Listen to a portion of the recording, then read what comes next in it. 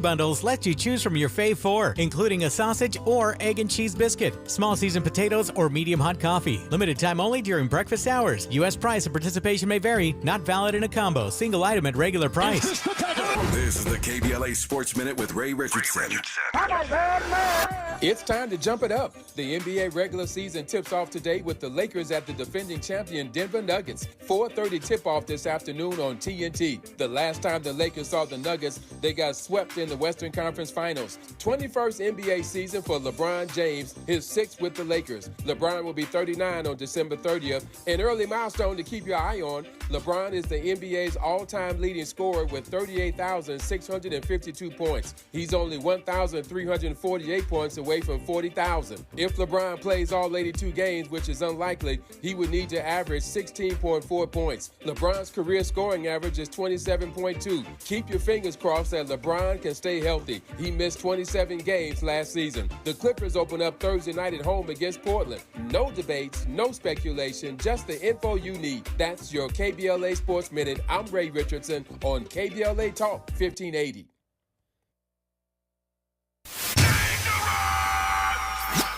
Environmental justice, pollution, and climate. In Los Angeles and across America, people of color are suffering and dying from disproportionate health impacts on a planet that has less than 10 years to prevent irreversible damage.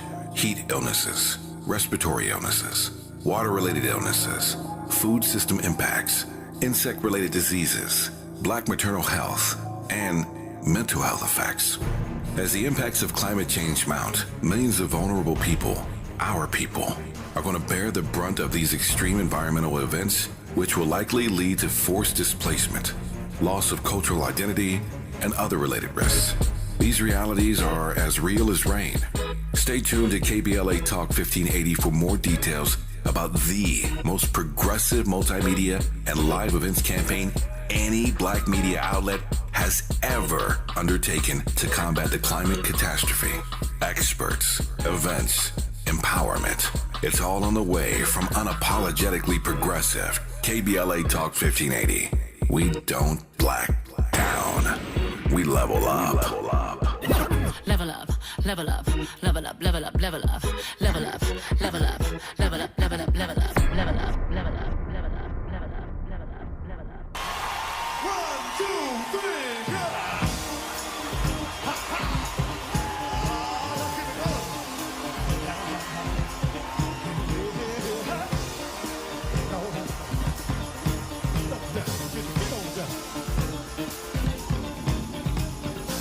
I'm gonna try to keep it coming.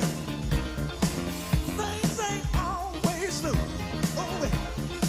but I'll be alright as long as I can find the groove. Yes, I will. Yeah.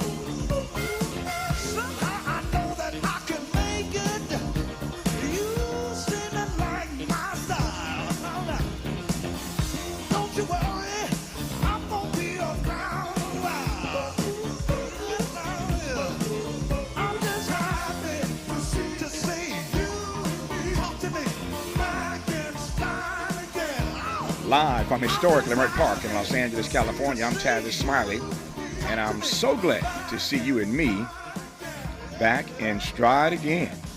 Before we get started with today's show, let me invite you to follow me on Facebook and Instagram at The Real Tavis Smiley, and get updates on X, that's formerly Twitter, at Tavis Smiley. By the way, should you miss any part of today's program or want to catch up on previous shows, you can always visit thetavisSmileyShow.com. That's thetavisSmileyShow.com, or wherever you get your podcast, and listen to the Tavis Smiley podcast at your leisure. Another great show on tap for you today. In our second hour, a conversation with Emily Galvin Almanza and Ivy Harris about what's wrong with America's system of public defenders, and more importantly, how to fix it. Public defenders not only fight for their poor, indigent, and mostly people of color clientele, but they also have to fight against persistent negative stereotypes about those clients. We'll talk about a new model of collaborative public defense designed to empower public defenders nationwide, and we'll do that in hour two. In our third hour, I wasn't supposed to be here, finding my voice,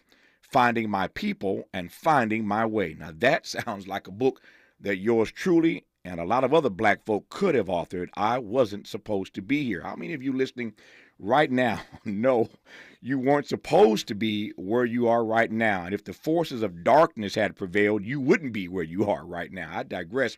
Jonathan Conyers joins us live in studio in hour 3 to tell his version of that universal story. As a matter of fact, that book title reminds me of a little song we used to sing in my little Pentecostal church that said, if it had not been for the Lord on my side, where would I be? As a matter of fact, Miles, give me a taste of that.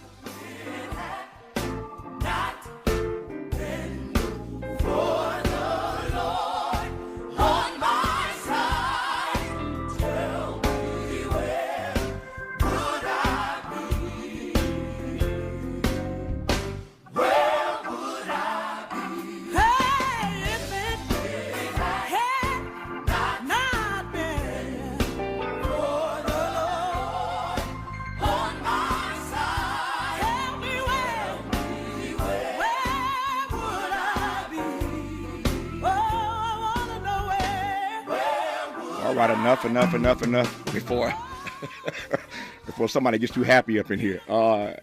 So thank you, Miles, for giving me just a taste of that. That's Ann Nesby's version of that song, by the way.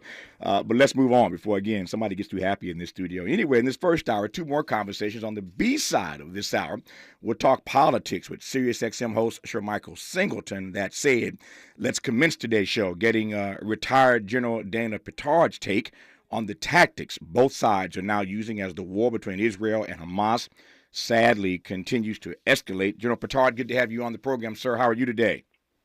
Good morning, Tavis. It's great to be here. And I like what you said. It wasn't supposed to be here. Yeah. It's where I would be. Where would I be? There you go. If generals can say that, then surely all the rest of us can say that. But I think, as I said a moment ago, before I jump too fast, as I said, I think, General, that's a universal story, particularly for so many of us African Americans, yourself included, of course, because again, as I intimated, the forces of darkness and racism and discrimination, so many things designed just to keep us out of the spaces that we occupy. And certainly black folk don't become generals every day. And so, again, we are, many of us, not supposed to be where we are. I look forward to that conversation in our third hour.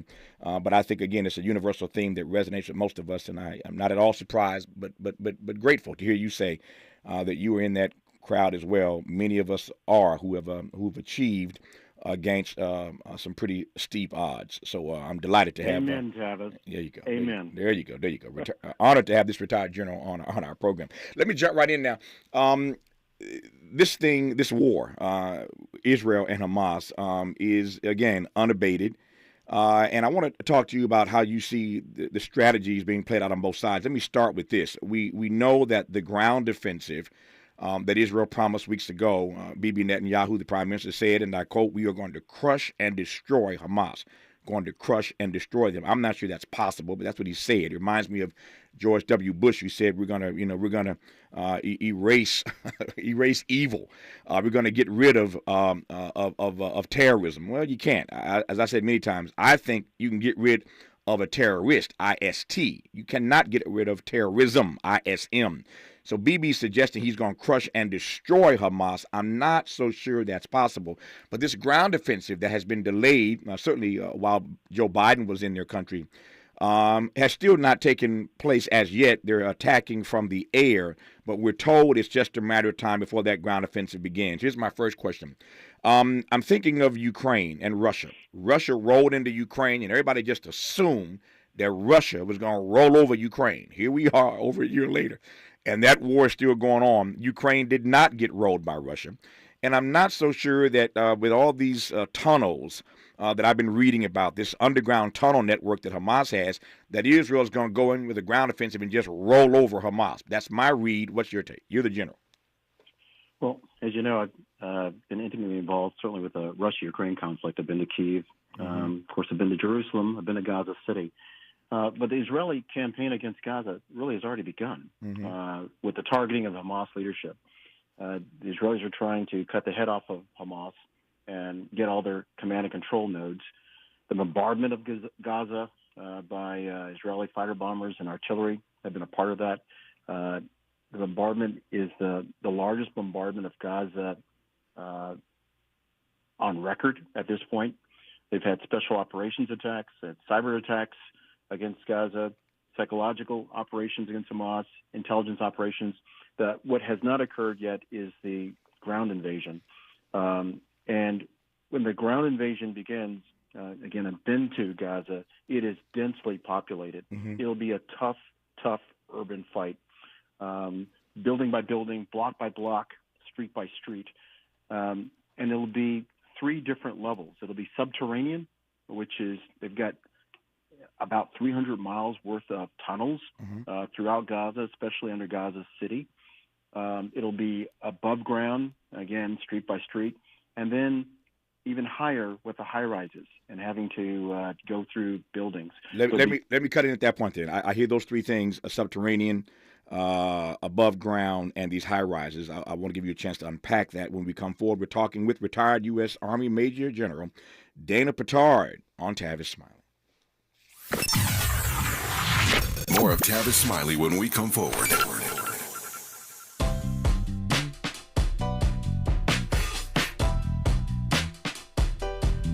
Escalade IQ.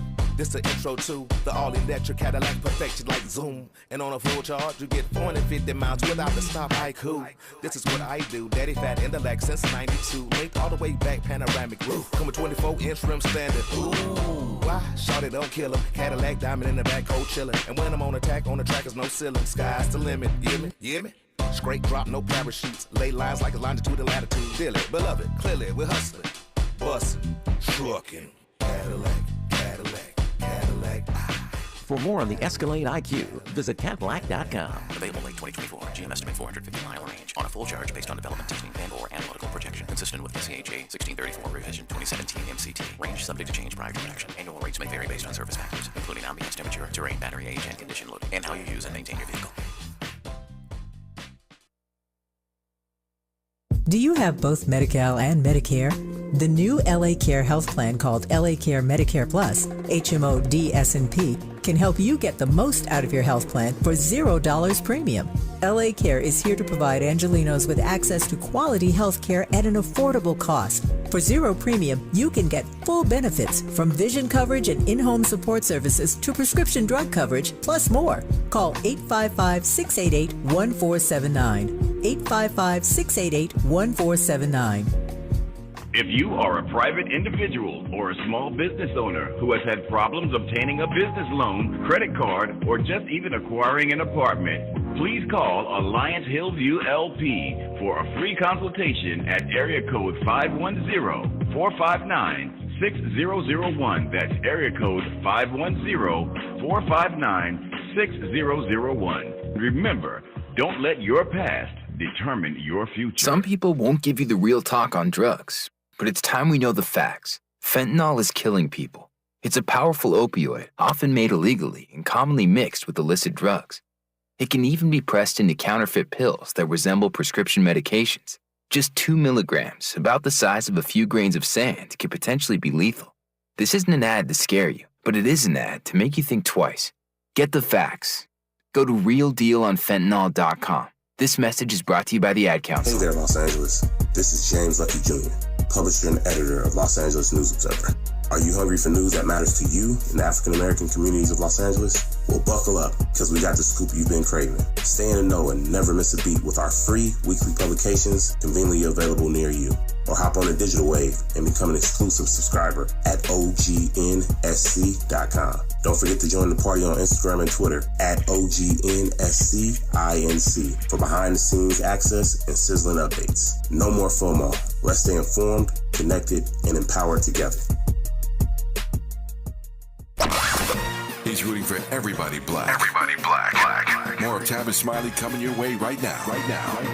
There are reports today that Bibi Netanyahu, who I mentioned earlier, has angered his military chiefs because, in fact, he has delayed invasion of Gaza to eliminate, or as he put it, to crush and destroy Hamas, with many Western allies, of course, in the EU and beyond, pushing for a ceasefire.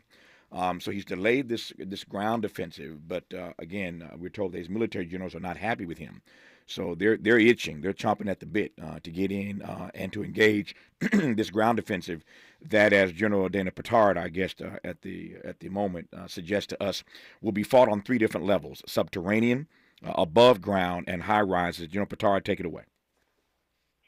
Well, yeah, it'll be a very tough fight. In fact, the Israeli Defense Forces, IDF, will be attacking from the north, from the east, and possibly even from the west, from the sea.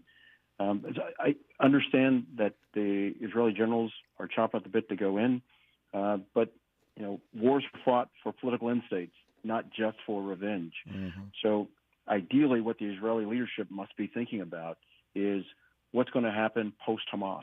Can you take out a terrorist organization like Hamas? Yes, you can.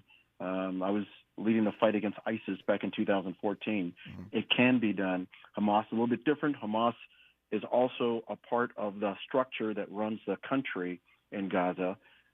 So Israelis have to have an answer for that. What does that look like? What does the peace look like after this fight against Hamas? I know there's concern from the Israeli administration of Prime Minister Netanyahu, who I've met years ago, and that is, if committing to Gaza with all the forces that they have, what happens to the north if Hezbollah starts moving into Israel? Mm-hmm. So they're looking at a lot of things. They're concerned for both the Israeli and international hostages. They want to make sure that they are, in fact, fully mobilized, which I think they are now. And they also want to achieve some level of tactical surprise. Everybody in the world knows they're coming in, but it's got to be at the IDF's choosing and location. So what are the chances, to your point about Hezbollah and awaking that sleeping bear, if you will? What are the chances that Hezbollah and these other Arab states just sit idly by and just watch Israel roll through, killing all kinds of people? We're told this morning from a Gaza source, of course, that over 5,000 Palestinians have been killed already. Over 5,000, we're told, have been killed already. So what are the chances that these other Arab states, or that Hezbollah for that matter, just sits idly by and just watches Israel just roll through Palestine? I think for Hezbollah, it's maybe 50-50. Mm-hmm. And Hezbollah's big sponsor, obviously, is Iran. They're funding. But Hezbollah is much more dangerous than Hamas. They're much more lethal than Hamas. They have what's been reported 150,000 rockets and missiles there in southern Lebanon poised at Israel. So I'd say it's 50-50 with Hezbollah. Yeah. Other countries getting involved directly, probably less so, but certainly indirectly through proxies. And Iran has shown their capability by attacking U.S. bases in Syria, 2 of them, with their proxies, and with Shia militias in Iraq with their proxies. Even having the Houthis, who they sponsor in Yemen, firing missiles towards Israel that were intercepted by the U.S. Navy. Mm-hmm. So I raised this issue earlier of Ukraine, and you referenced your involvement, of course, and your having visited Kiev. Is there a comparison that can or should be made here? Again, for those who may have just tuned in, I mentioned earlier that many of us thought when Russia rolled into Ukraine over a year ago, they would just steamroll this little country. It didn't quite happen that way, and the Ukrainians, of course, with a lot of U.S. aid and other countries supporting them, have fought back. I don't suspect that Hamas is going to get the kind of support that Ukraine did to fight the war. But again, as I've been reading about this unique and intricate underground tunnel of networks, to your point, it's going to be a serious urban fight. And I'm wondering whether or not we should prepare ourselves for Israel not just to roll through and to declare victory in 72 hours. Well, obviously, there's some big differences. I mean, Ukraine didn't go into Russia and kill nearly 1,400 civilians and murder them, brutally kill them, and children. Indeed. The Russian invasion of Ukraine was not expected, and it was a surprise, and it was just naked aggression on the part of President Putin. So there's certainly a difference there. Sure. With Hamas, the fact that Hamas attacked Israel, brutally killed civilians, is one thing. But there is something called morale. Mm-hmm. And there's a certain desperation with not just Hamas, but Palestinians living in Gaza because of how they've been treated for decades, their living conditions and everything else, where it's well, what else do we have to lose? When you're fighting someone who thinks they have nothing to lose, very dangerous. So if Israel narrowly focuses on taking out Hamas as a terrorist organization, they can be successful. But it must be in the context of there's got to be a peace at the end of this. There's got to be a two-state solution. There's got to be treating the Palestinian people with respect. And I'm not sure that's occurred. So we are seeing news reports for the last few days, every day, of Hamas releasing hostages. You mentioned the brutal attack that they waged inside of Israel's border. No question about that. This is what got this whole thing started, this time around at least. But Hamas has been releasing hostages. And these hostages have been saying, as recently as today, that they were held in tunnels, but they were treated well. They were offered medical aid, healthcare products. But Hamas is now releasing hostages by the day. To my mind, that makes it even more difficult. Never mind the fact that Netanyahu has angered his military generals and chiefs by not advancing this ground offensive as he promised. But when you're releasing hostages every day, it raises two questions. Number one, for those who are calling for a ceasefire, that's evidence making their argument better. That the reason you want a ceasefire is they're releasing hostages every day. And now is not the time to be doing a ground offensive when they are releasing civilians. The second argument that it raises, obviously, and I'm no general, I'm just a talk show host, but I'm not stuck on stupid. The second argument that it makes pretty clearly is that if you delay this ground offensive, perhaps you can get more innocent civilians released, get them out of harm's way. So, again, with these increased calls for a ceasefire, with Hamas releasing hostages, it becomes more difficult, not impossible, but more difficult, never mind how upset his generals are, for Netanyahu to immediately move forward with this ground offensive. That's my gaming, but again, I'm not a general. What do you make of that argument? Well, there's a couple things on that. First of all, Hamas is manipulating the world right now by releasing hostages like a driplets out. They could continue this if it's 2 a day for 100 days. That would be a problem for the readiness where Israel is trying to go as far as invading. But there is something to be said about delaying the ground offensive until enough civilians have evacuated the area. So you can get innocent civilians out of the crossfire, get them down to the south, help those who want to leave go to the Rafah crossing with Egypt and work with them, and getting aid to them also. Because unfortunately, it's the civilians who will get caught in the crossfire, and you just don't want that. Hamas is still going to be there. But, of course, Hamas knows that as long as they are giving up hostages, Israel and the Israel Defense Forces have to pause. So there's a dilemma there. At some point, if Israel wants to go ahead and invade, they're going to have to say, we're going to invade, and the hostages, we will do our best to get them, but we cannot wait. Yep. We'll see what happens. What's you've been again a general, retired now, but general for a while, of course, and in the armed forces and the Army for a good number of years, obviously. What's your view of what happens in these meetings when a head of state like Bibi Netanyahu in Israel is having a tete-a-tete with his generals who want to do, in this case, they want to move quickly on this ground offensive. But whether it's this or something else, it's not always the case that the head of state and his military generals agree. What can you say about what happens in moments of tension like that at the highest levels of governance? Well, in this case, similar to the U.S., it's civilian control of the military. So the military will give its best advice as to proceed, and then it's up to the head of state, the chief executive, to actually make the call. And from Prime Minister Netanyahu, he's in a tough position. First of all, the vast majority of the Israeli population blames him and his government for the surprise and for the attack by Hamas. So in the back of his mind, he's thinking that also. He knows that no matter what happens with the invasion, and even if they are successful defeating Hamas, they still have a problem in their hands, and that is what to do with Gaza and the Palestinian state.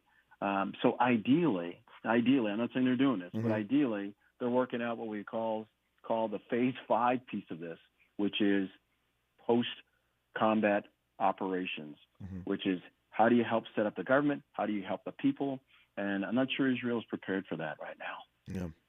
If Israel has just experienced, as many have suggested, if they've just experienced their version of our 9/11, then what did we learn from 9/11 that Israel should, could, ought to apply to its present situation?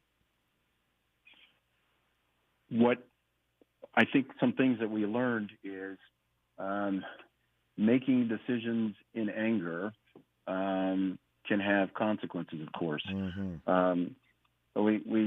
We did invade Afghanistan, but when we said that not only would we hold Al-Qaeda responsible, but we would hold anyone who housed or hosted Al-Qaeda responsible, that meant that the Taliban had to go. Once you remove the Taliban, then we owned Afghanistan, and it was our problem for the next 20 years. It also, that same rage for 9/11 led to our invasion of Iraq, which was not a great idea. We took out a Sunni dictator who was in a Shia majority country. What do we think was going to happen? Well, then the Shias are going to take over, and Iraq is going to be aligned with Iran like we see now. I mean, that's what's occurred. I don't think that the Bush administration at the time considered that. They were looking for blood because Saddam Hussein had cheered on the hijackers, and also for whatever President Bush, and thinking of his father, not having gone into Baghdad and Desert Storm. All sorts of baggage with that that we paid for in American lives. Yep. So much for decisions made in anger. I take your point loud and clear, as does this listening audience, I am certain. Here's my exit question. Assuming that this ground offensive at some point does, in fact, get underway, and I can't imagine that it won't, we will see how many more hostages, innocent civilians, get out of harm's way before it begins. But when you promise to crush and destroy, and your generals are mad at you for delaying even by days, it's just a matter of time before this ground offensive begins. And my question is, how much uglier this thing is going to get. They roll in, and Hamas puts up whatever fight it can put up. But how ugly is this going to get when this ground offensive commences? Well, I think it'll get very ugly. Hamas obviously knew by attacking Israel and brutally murdering its citizens that Israel was going to respond. What that should mean is that Hamas is prepared, has prepared booby traps at every turn, ambushes at every turn. There'll be civilians caught in the crossfire. They'll be absolutely ugly. And enough people have been killed already. But it will be a tough fight. And at the end of it, Hamas will probably be removed as a terrorist organization. But then you have, 2 million people that still need services and need governance and need hope. If you don't want 2 million people on your border who have no hope, and that's where they are right now. Yep. I lied. One other quick exit question in the 45 seconds I have left. Forgive me for lying. I assume that you believe, as I do, that given what they've already promised, what they've already said, and I repeat for the 5th time, that his generals are not happy with him for delaying this ground offensive, I assume there's no chance that there's a ceasefire before this ground invasion is over, commences and completes its mission. There's always a chance for a ceasefire. Yeah. Always a chance for a ceasefire. But the Israelis would insist that Hamas has to go. Yeah. And I'm not sure Hamas is ready for that. Yeah, I hear your point. There's always a chance. There's, of course, the issue of possibility versus probability. And on this question, I believe that the chances of a ceasefire happening before this ground offensive begins, the chances are slim to none, and sadly, Slim is out of town. But that's my read. Retired U.S. Army Major General Dana Petard has been our guest in the first part of this program today, and we're delighted about it. His book is called Hunting the Caliphate, America's War on ISIS and the Dawn of the Strike Cell. General Petard, thank you for your service, first of all, and thank you for this conversation. I deeply appreciate it, sir. All the best to you. Thank you, Tavis. God bless you. Likewise. We'll talk politics with Sir Michael Singleton when we come forward on Tavis Smiley. You're listening to Tavis Smiley. Tavis Smiley. Ranked number 45 on the Heavy 100 list of the 100 most important radio talk show hosts in America.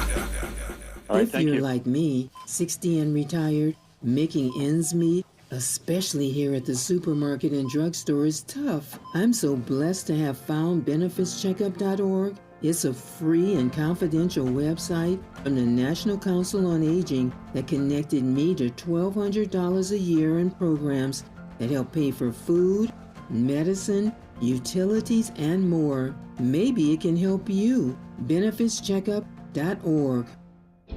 My daughter was diagnosed with a rare malignant rhabdoid tumor on the spine.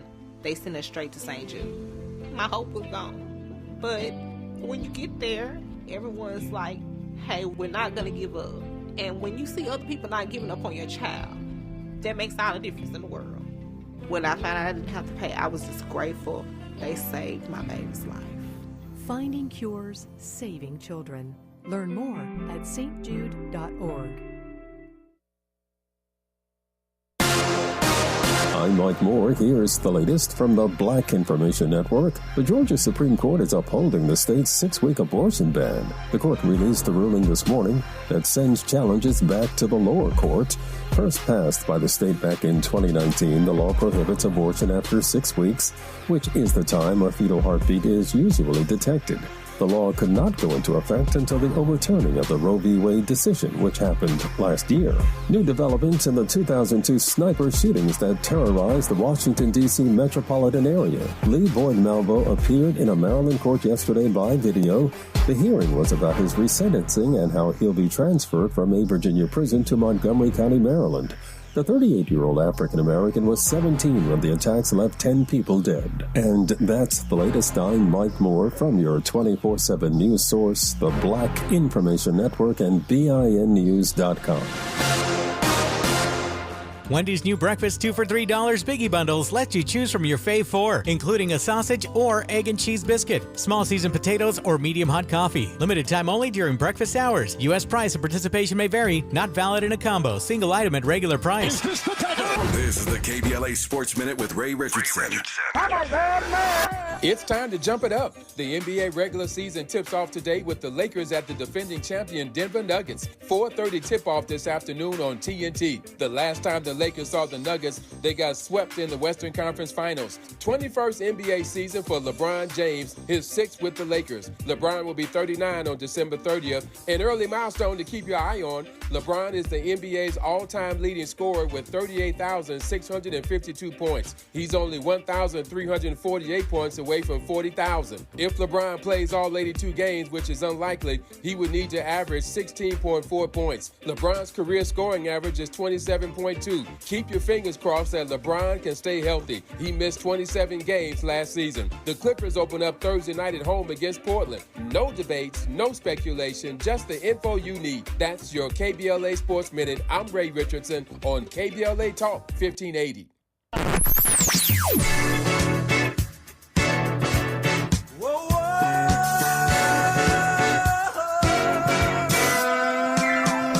This is KBLA Talk 1580.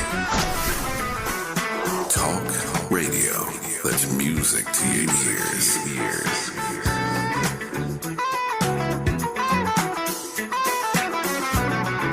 We're unapologetically progressive. KBLA Talk 1580. Life's next adventure begins here. The Village at Sherman Oaks and the Village at Northridge. Full-service, award-winning SRG senior living communities. Take advantage of all-inclusive monthly fees starting at $5,200. Limited availability. Visit retireatthevillages.com. Nissan has a car for every driver who wants more. More action. More fun. More guts.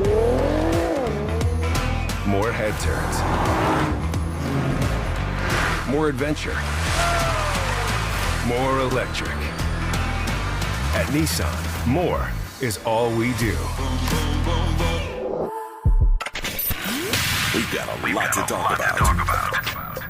Hi, I'm Zoe Williams, a.k.a. the voice of reason, encouraging you to join me weekdays from 7 to 9 p.m. for the world's most intriguing relationship radio roundtable. Every night, I facilitate and encourage our loyal listeners to participate in the most engaging relationship discussions you'll hear anywhere. So make it a point to rendezvous with me, Zoe Williams, the voice of reason, Monday through Friday, 7 to 9 p.m. Pacific Standard Time. Trust me, your relationships will never be the same. The VOR is on fire tonight. Unapologetically progressive. KBLA Talk 1580. We've got your black. For all of us, this generation and the next, there is simply no place in our lives for litter. And yet, it's everywhere we look, and unfortunately, it does belong to all of us. So let's come together and create a litter-free, clean California once and for all. Remember to properly dispose of your trash and recycling. Secure truckloads with tarps to keep debris from flying out. Clean out your car when you're at the gas station. Take pride in your community by organizing a cleanup event or join a cleanup event near you. Zero litter is the goal. Join us at cleanca.com. That's cleanca.com. Let's do it together. Brought to you by Caltrans. cleanca.com.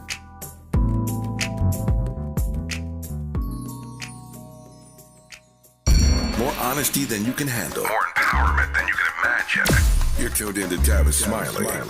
In case you've just tuned in, we've already discussed the escalating war between Israel and Hamas in the first 30 minutes of today's program. Now let's talk some more politics, domestic politics, in this half hour with two guests. Shermichael Singleton, host of his own program on SiriusXM, and then later we'll be joined by the chief national political analyst for my home station in L.A., KBLA Talk 1580, and host of his own show, Dr. Nee Corte. He'll join us later in this half hour. But first, again, Shermichael Singleton. Shermichael, good to have you back on. How are you today, sir? Hey, Tavis, I'm doing good, man. Thanks for having me. How are you? I'm doing the best I can. If I complained, I'd be an ingrate. Let me jump right in based on the few minutes that we have here. So literally as we speak, as we sit, this just in, breaking news, the House GOP has selected Representative Tom Emmer as its new speaker nominee. So here we go again. It took Kevin McCarthy 15 votes to get in the first time. Jim Jordan, well, let me back up. First, Kevin McCarthy, 15 votes. Then we thought it was going to be Steve Scalise. That ship went nowhere. Then Jim Jordan shows up. He can't make it happen after 3 votes. And now we're told that the GOP caucus has selected Tom Emmer as its new speaker nominee. I don't know a lot about Mr. Emmer. What I do know is that he now, after winning the vote to be the nominee, has called for a GOP conference roll call vote. Now, it's interesting, these other guys didn't do this the way he did it. He's calling for a conference roll call vote. He wants to know exactly what he can count on if and when this nomination goes to the floor, and we assume that it will. But he's trying to count his votes, unlike others who got caught out there with their shorts down, if you will. So we will see what happens. Again, this is happening literally as we speak. It's changing. The story is developing in the moment. But broadly speaking, if you know anything about Tom Emmer, let me know. And if you don't, we'll all discover it together in the coming hours, coming days. But just tell me more what you make of this process that we are being dragged through once again. I mean, look, I think it just showcases, Tavis, how difficult it is right now for House Republicans and the House GOP conference to select a leader after the motion to vacate filed by Congressman Matthew Gaetz out of Florida, along with 7 other members, joined with a host of Democrats. And I'm not blaming it on Democrats. I think Democrats strategically were smart in voting not to save McCarthy, because it will give them an opportunity to target the 18 Republicans in Biden districts next year with the message that Republicans cannot lead. They're chaotic. They're not doing the people's business. So on the Democratic side, I think there's some strategy here that they're looking at long term, and it may bode well for them in some of those tight races next year. With that said, the question that I'm wondering with Emmer, and I've been texting quite a few people who work for members on the GOP side, can he get to 217? I mean, I think it's smart that he's getting the vote right now in the conference before they take it to the floor. But I have to tell you, Emmer is seen, and I don't know Emmer well. I've never met him. But from what I know about him, he is of the more establishment elements, leadership elements of the party, similarly to Scalise. And a lot of base voters a lot of the activist groups don't support him. Remember, he had to have a call with Trump this weekend because there are a lot of rumors going on last week that some of the more hardline members should vote against him, that the Freedom Caucus should vote against him. And so I'm wondering if that call with Trump Saturday will be enough for some of those more right-leaning members to vote for him, or will the pressure from the base and some of the activist groups put him in peril as well? Mm-hmm. Let me tell you more about Tom Emmer. Again, we're all learning this in real time. He is the House Majority Whip.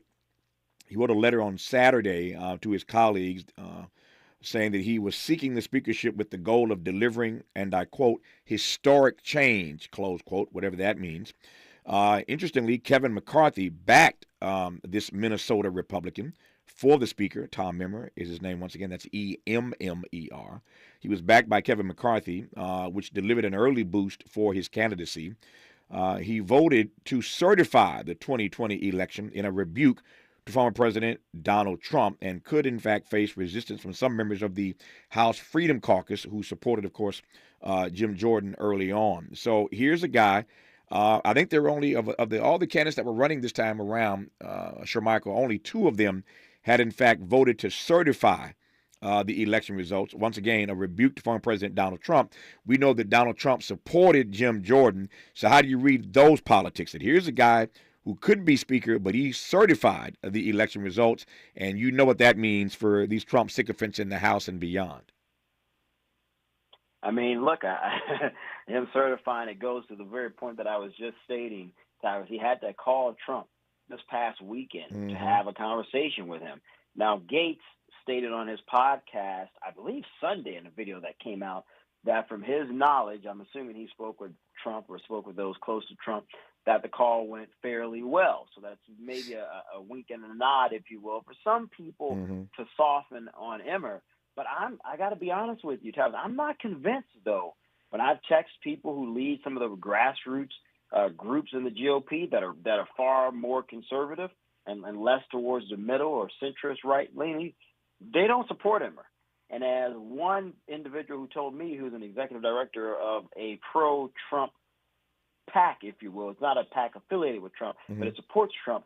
He and I were texting earlier today, and he said, Sherm, there's no way in the world Emmer could become speaker. And I said, well, what are you guys thinking? And he said, we're gonna challenge this. We're already lining up our folks to make phone calls to the members that we can rely on to vote against him.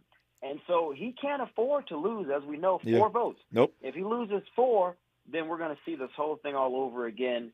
And again, I'm just not certain, Tavis, that we can get to a speaker by the end of the week. I could be wrong, but from what I'm hearing, it seems that there's going to be some serious challenges here for Emmer. Well, as we all know, and to your point, he needs 217. He has to get to 217. He is a former National Republican Congressional Committee chairman, which means he raised a lot of money for other Republicans. That's all that means. A lot of money. He raised a lot of money. First elected to Congress in 2014 and became Majority Whip just earlier this year. He lost the race for Minnesota governor in 2010, was a state rep from 2004 to 2008. He sits on the Financial Services Committee. That committee was once chaired by Auntie Maxine. She's now the ranking member on that committee, but he's on the same committee that Maxine Waters is on, the Financial Services Committee. That said, my exit question to you, no matter what happens here, whether he gets to 217 or not, it appears to me that anti-establishment outsiders are really becoming the majority faction in the Republican caucus. Would you disagree with that?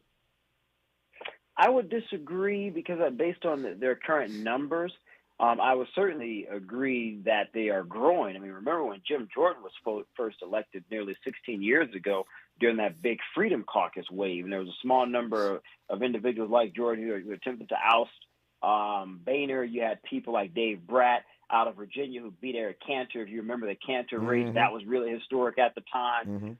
So I would certainly argue that it's growing, but I want to remind you, Tavis, and your audience of this quickly here. Boris Epstein, who's an advisor to former President Donald Trump, stated last week in an interview that, and it wasn't directly about Emmer, but I think it was in reference to Emmer. This was before the Trump conversation this past weekend. He stated that the Republican conference does not need an establishment leader. This is the MAGA party now, led by Donald Trump, and we need, Republicans that is, he stated, we need a MAGA Speaker of the House. And I think as long as that prevailing thought maintains, again, with the base, with a lot of those activist groups, I would not be surprised if you see a few holdouts say, Emmer can raise a lot of money, but he voted to certify the election. He doesn't believe the election was stolen. He's not really a supporter of Donald Trump. Therefore, he's not going to do what's in the best interest of the country, if you will, because he's more of an establishment figure who's a part of this political apparatus that only cares about certain things that are self-serving, et cetera, et cetera, et cetera. Yeah. I think that's going to be the prevailing argument. And if that's articulated well, we'll be looking at somebody else next week who will have to throw their hat in the ring. Well, as this program moves into hour 2 and hour 3, if there's any breaking news, of course, I will let you know that. But at the moment, we know his name. His name is Tom Emmer. He's from Minnesota. He's the new nominee for the GOP. Whether or not he can get to 217 is the ultimate question, and we shall see. For now, we thank Shermichael Singleton, host of his own program on SiriusXM. Shermichael, all the best to you. Take care of yourself, sir. Tavis, I'll see you soon. Yes, sir. I hope so. When we come forward, Dr. Nee Quarterly-Corte will raise his voice and share his thoughts on the drama unfolding in the House right now. Plus, the UAW has expanded its strike yesterday in Michigan, today in Texas. It's still on and popping inside the UAW. More to come when we come forward on Tavis Smiley. Seeking the truth. Speaking the truth. This is the Tavis Smiley Show. What is dedication? My biggest fear in the middle of my addiction was that my kids wouldn't have a father. And I started thinking, you know what? This isn't my story. I definitely had to become a better man to be a better father. It's important to me that my kids are empowered and truly believe that if they can think it, they can do it. That's dedication. Visit fatherhood.gov to hear more. Brought to you by the U.S. Department of Health and Human Services and the Ad Council. Joey from Vermont, a farmer trying to get through the winter. Adriana from South Carolina, a single mother living paycheck to paycheck. Liam from Ohio, an injured father struggling to provide for his family. Hi, I'm Shanola Hampton, and I support the Feeding America network of food banks because they help provide over 6 billion meals to people in need each year. Learn more at feedingamerica.org. Hey, did you know Vistaprint prints everything a small business needs? Like if a barbershop needs signage, we print outdoor signs, posters, and banners. Or if a ballet school needs merch, 1, 2, we print tote bags, t-shirts, hoodies, hats. Or if a coffee shop needs a total refresh, latte for Mike? Vistaprint designs logos and prints it on menus, mugs, paper bags, anything. Because with Vistaprint, the printabilities are endless. Print it all with 25% off for new customers with code NEW25 at Vistaprint.com. Happy birthday, Metro K-Line. Whether traveling for business or pleasure, it's time you made today a K-Line day. The K-Line can connect you with fun, food, friends, and family from Crenshaw to Inglewood in one safe, clean, comfortable ride. Take the K-Line today and experience the diversity that makes LA such a great place to live, work, and play. Make it a K-Line day. Go Metro. Visit metro.net/K-Line. Oh, this cold. Honey? Honey? Honey, you need DayQuil Severe Honey. DayQuil Severe Honey gives you powerful cold and flu symptom relief with a honeylicious taste, because life doesn't stop for a cold. Okay, I'm ready to go. Now I'm getting a cold. Honey. Try DayQuil Severe Honey for powerful cold and flu relief. DayQuil Severe with honey flavor. The daytime coughing, aching, stuffy head, fever, honeylicious, power through your day medicine. Use as directed. Keep out of reach of children. Helping to make you the most knowledgeable person in your circle of friends. This is Tavis Smiley. This is Tavis Smiley in conversation with Dr. Nee Quarterly-Corte, my colleague in Los Angeles at KBLA Talk 1580, where he is the chief national political affairs analyst and host of his own program, A More Perfect Union. Nee Quarterly, how are you today, sir? I'm doing well. How are you, Tavis? Man, if I complained, I'd be an ingrate. I'm just trying to keep up with all these news stories. And because you host the program every day as well, you understand that in this business, either feast or famine. And right now, it's feast. More stories than we can cover. So let me move very, very quickly in the limited time that we have. First of all, your thoughts. We just talked to Shermichael Singleton about this. Your thoughts on Tom Emmer. Here we go again. The question is whether he can get to 217, but your thoughts on where we are literally in this moment as they're counting votes. I mean, I don't think he's going to get to 217. Yeah. I think he's going to be just the latest casualty that moderate Republicans, are experiencing under MAGA rule. Tom Emmer voted in favor of codifying same-sex marriage. He voted in favor of spending bills and the debt limit deal that outraged the hardliners, and he opposed votes on January 6th, objecting to 2020 election results. That does not win you any friends in the Freedom Caucus. It does not win you many friends or votes among folks on the MAGA wing. And so, for example, Tavis, Representative Rich Allen, Republican of Georgia, said he's not going to back Emmer for Speaker because of his vote on Respect for Marriage Act. Representative Ralph Norman, a Republican from South Carolina, said on Tuesday, just today, that the Conservative House Freedom Caucus is not committing to backing Emmer. And so if he can only lose 4, those are at least 2. And that's assuming that the Freedom Caucus, doesn't stand on their word. Yeah. This makes your head spin. I got a headache just thinking about the fact that he can't get to 217 and we'll do this all over again. So leave it to Nicolai Corte to break it down. He's already counted 2 of the 4 that they cannot afford to lose. Let me put a pin in that for a moment. Speaking of MAGA, Miles, pull up this clip for me right quick. Nicolai, one by one, Fani Willis is doing her job. All these Trump folk down in Fulton County in Atlanta, in this case, keep pleading guilty. Listen to his campaign lawyer, Jenna Ellis. Thank you, Your Honor, for the opportunity to address the court.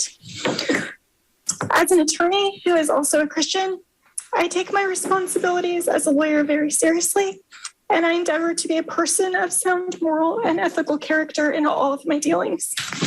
In the wake of the 2020 presidential election, I believed that challenging the results on behalf of President Trump should be pursued in a just and legal way. I endeavored to represent my client to the best of my ability. I relied on others, including lawyers with many more years of experience than I, to provide me with true and reliable information, especially since my role involved speaking to the media and to legislators in various states. What I did not do, but should have done, Your Honor, was to make sure that the facts the other lawyers alleged to be true were in fact true. In the frenetic pace of attempting to raise challenges to the election in several states, including Georgia, I failed to do my due diligence. I believe in and I value election integrity. If I knew then what I know now, I would have declined to represent Donald Trump in these post-election challenges. I look back on this whole experience with deep remorse. For those failures of mine, Your Honor, I have taken responsibility already before the Colorado bar who censured me, and I now take responsibility before this court and apologize to the people of Georgia. Thank you. First the wanton hubris, and now the crocodile tears. We'll get Nicolai Corte's take on that when we come forward. And the UAW, you're listening to Tavis Smiley. Hope, agency, dignity. This is Tavis Smiley. Can you dig it? Come on!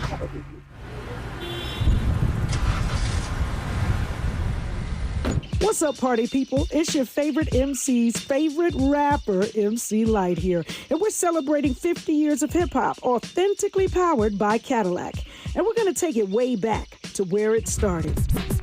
It was only fitting that hip-hop began with teenagers at a back-to-school jam in the rec room of a South Bronx apartment complex by an 18-year-old brother. By the way, I'm also sure he had a Cadillac parked outside. He noticed the energy on the dance floor when they switched between 2 turntables, extending the beats, repeating the breaks, and never losing the rhythms. And that was the birth of hip-hop. And from that moment, it took off. For more on how Cadillac is celebrating hip-hop's 50th, visit Cadillac.com/audacity. KBLA Talk 1580. We've got a lot to talk about. KBLA Talk 1580 believes in community empowerment through the arts. Tia Chucha Central Cultural is on a mission to transform community in the Northeast San Fernando Valley and beyond through ancestral knowledge, the arts, literacy, and creative engagement. The Northeast San Fernando Valley has a population of about 500,000, the size of the city of Oakland, yet it has no bookstores, art galleries, or full-fledged cultural spaces until Tia Chuchas opened its doors in 2001. Founded by renowned poet and activist Luis Rodriguez, Tia Chuchas Cultural Center provides a year-round free or low-cost arts and literacy bilingual intergenerational programming in mural painting, music, dance, writing, visual arts, healing art sessions, and healing talking circles. Activities also include Mexica, Aztec dance, indigenous cosmology, philosophy, and 2 weekly open mic nights, one in Spanish, the other in English. In addition, they host author readings, film screenings, and art exhibits. To express yourself, heal yourself, attend an event, or volunteer, please visit www.tiachucha.org. That's TIACHUCHA.org. This is a community call to action from KBLA Talk 1580. Made fresh daily in the Mert Park, Los Angeles, California. You're listening to Tavis Smiley. Tavis Smiley and Nee Cordelai-Cortez. Just 4 minutes left in this hour, Nee Cordelai. You heard Jenna Ellis. You heard the tears. As I said earlier, first the wanton hubris, now the crocodile tears, former campaign lawyer for Trump. Well, one by one, all of these folks, Sidney Powell, Jenna Ellis, they're lining up. They're all pleading guilty. And they're the president's lawyers. His lawyers are admitting, former president's lawyers, admitting that they were engaged in some wrongdoing. How do you read these guilty verdicts every other day, it seems? Well, let me just say that if Fannie Willis keeps this up, the Fulton County DA, if she keeps this up, that we all need to go on a road trip with her to Vegas, because a lot of people, said that the odds of her succeeding in this case at flipping folks was rather low, and in a very short period of time, we've seen now 4 lawyers of the former president plead guilty, and the trial hasn't even started yet.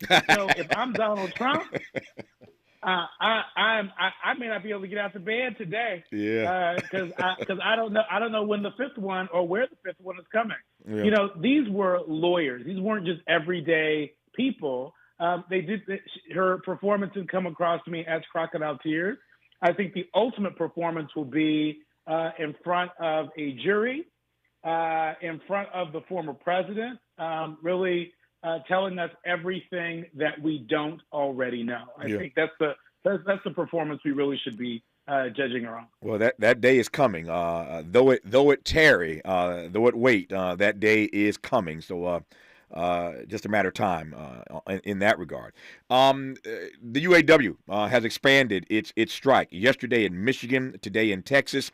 And this is really a tale of 2 stories because some of these strikes have ended well.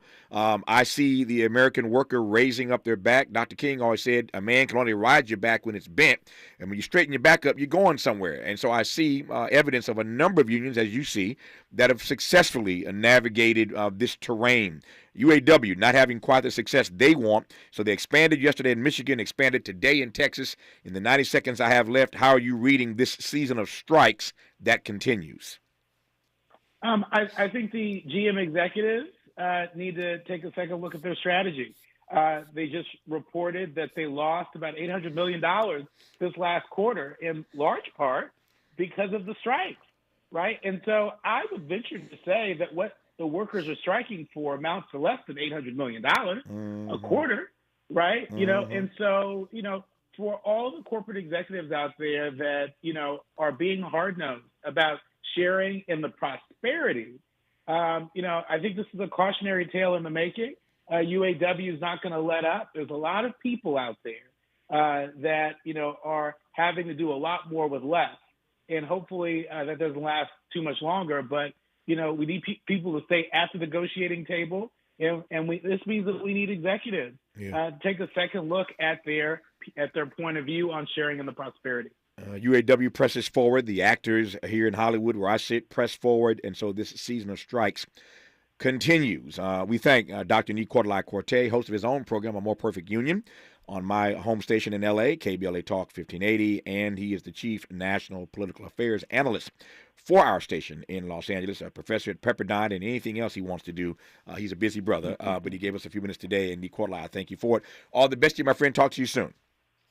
Always. Just getting started, 2 hours ahead of us. You're listening to Tavis Smiley. KBLA 1580 Santa Monica. I'm Mike Moore. Here's the latest from the Black Information Network. The Georgia Supreme Court is upholding the state's 6-week abortion benefit is usually detected. The law could not go into effect until the overturning of the Roe v. Wade decision, which happened last year. New developments in the 2002